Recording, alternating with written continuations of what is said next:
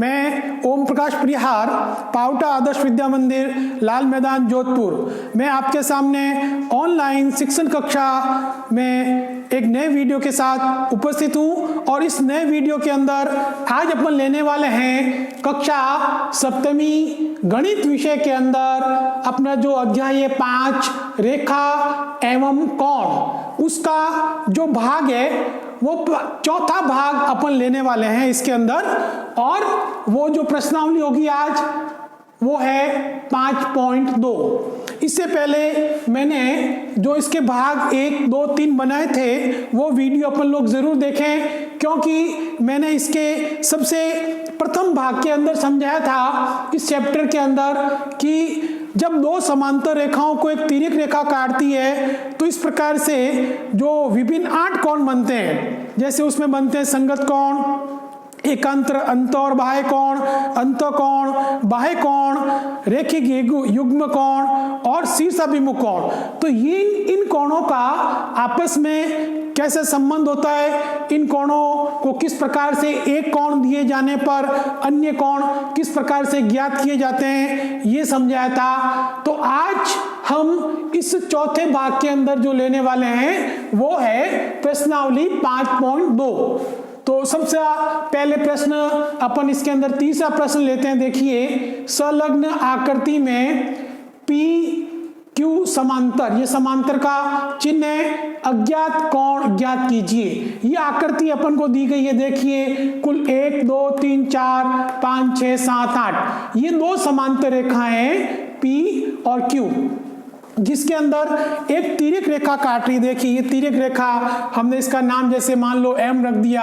M एक तिर्यक रेखा है और ये दो समांतर रेखाएं हैं। अब जो संबंध बताए गए हैं, जब दो समांतर रेखाओं को जब तिर्यक रेखा काटती है तो इस प्रकार से हमें अब पूछा है अज्ञात कोण, ये A, B, C, D, E, F ये ज्ञात करना है। तो सबसे पहले हम यहाँ देखते हैं कि कोण E को लेते हैं। देखिए कोण E बराबर, ध्यान से देखिए यह एक सरल रेखा है। इस सरल रेखा पर ये कोण और ये कोण दोनों ये रेखिक युग्म बना रहे हैं और रेखिक युग्म में कोण का योग 180 डिग्री होता है। तो 180 डिग्री माइनस 125 डिग्री हम इसमें से घटा लेंगे तो ये अपने पास आएगा 55 डिग्री। तो यहां लिखना पड़ेगा रेखिक युग्म कोण, नियम साथ में लिखना पड़ेगा। किस नियम के अंतर्गत ये अपन कर रहे हैं, तो रेखिक युग्म जो इस प्रकार से दो कोणों का योग जब इस प्रकार से 180 डिग्री होता है तो 180 में से 125 घटाया तो ये अपने पास E प्राप्त हो गया, अपने पास 55 डिग्री। अब ध्यान से देखेंगे, अब अपन आ जाते हैं कि भाई यहां पर F के अंदर आ जाता है। देखिए F कोण बराबर कोण E। ध्यान से देखिए जितना E होगा उतना F होगा, यानी शीर्षाभिमुख कोण। देखो दो लाइनें प्रतिच्छेद कर रही है इधर और इधर, तो ये जो होगा वो E और F बराबर होंगे। तो F होगा E के बराबर, तो ये अपन लिखेंगे 55 डिग्री और कारण हम लिखेंगे शीर्षाभिमुख कोण। शीर्षाभिमुख कोण जो होते हैं वो बराबर होते हैं। तो इस प्रकार से E और F बराबर हो गए। अब अपन ले रहे हैं, देखिए कोण D को ले लेते हैं। देखिए D, कोण D बराबर इसके बराबर होगा। देखो D 125, मैं D लिख रहा हूं 125, ध्यान दीजिए। और मैं यहां लिख रहा हूं संगत कोण, ये आ गया इसके अंदर संगत कोण। ध्यान से देखिए यहां पर ये समांतर रेखाओं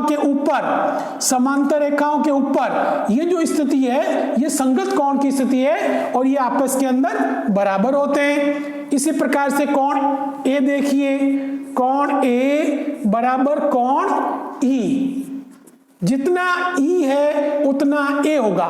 तो E कितना है अपने पास, देखिए E है अपने पास 55, तो ये आया अपने पास 55 डिग्री, और ये भी अपने पास हो गया संगत कोण। ध्यान से देखिए, समांतर रेखा के ऊपर की ओर, समांतर रेखा के ऊपर की ओर ये हुआ संगत कोण की स्थिति है, ये आपस के अंदर बराबर होते हैं।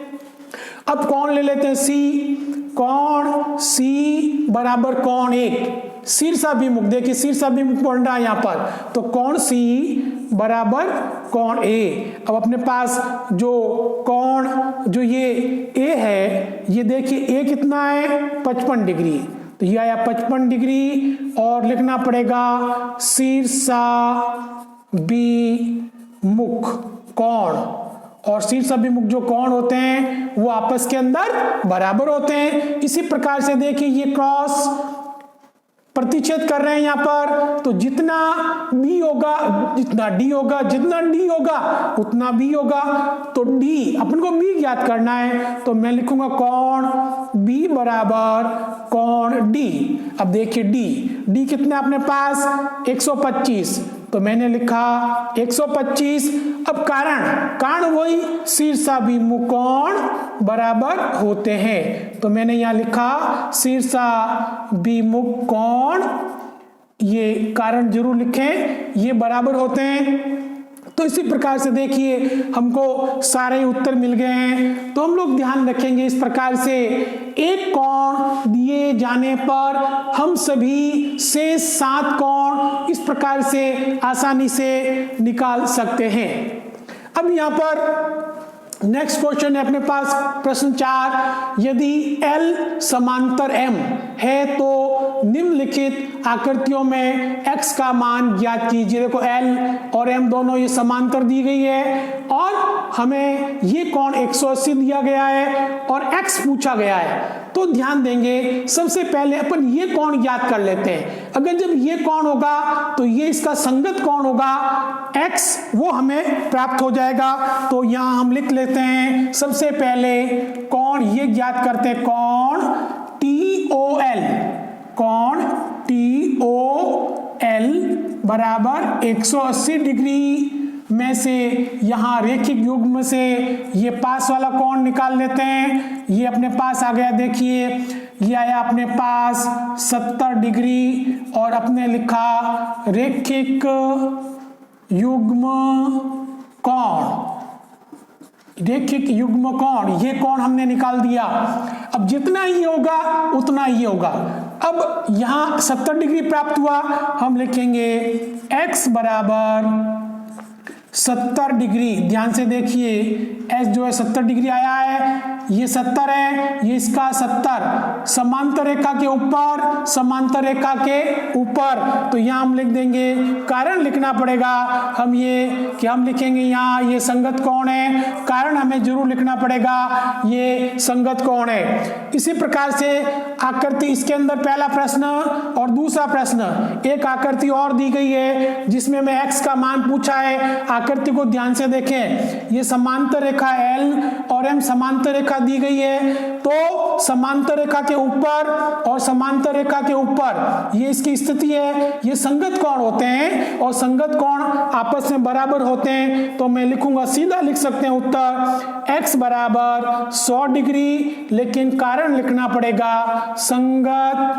कोण बराबर होते हैं, संगत कोण बराबर होते हैं। ये मैंने नियम लिख दिया, ये हम लोग ध्यान रखें। इसलिए ये जितना ये कोण होगा उतना x भी होगा।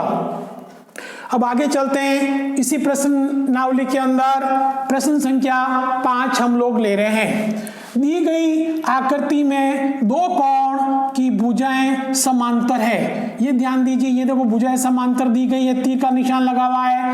यदि कोण ABC 70 डिग्री हो तो, ये देखिए कोण ABC ये 70 डिग्री हुआ, तो हमें पहला प्रश्न पूछा गया है कोण DGC।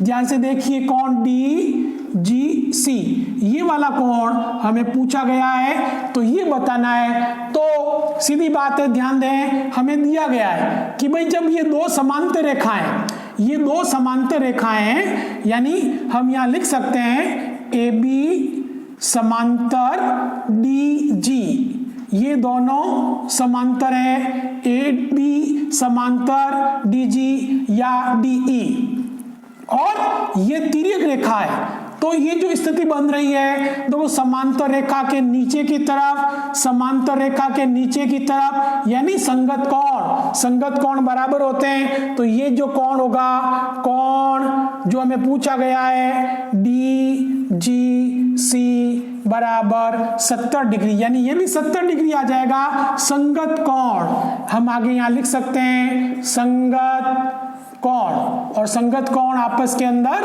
बराबर होते हैं। इसी प्रकार से दूसरा प्रश्न हमें और पूछा गया है, कोण DEF ज्ञात कीजिए। कोण DEF यानी हमें ये वाला कोण पूछा है। तो ये देखिए, ये अब समांतर रेखा हो गई, समांतर रेखा और समांतर रेखा, और ये हो गई तिर्यक रेखा।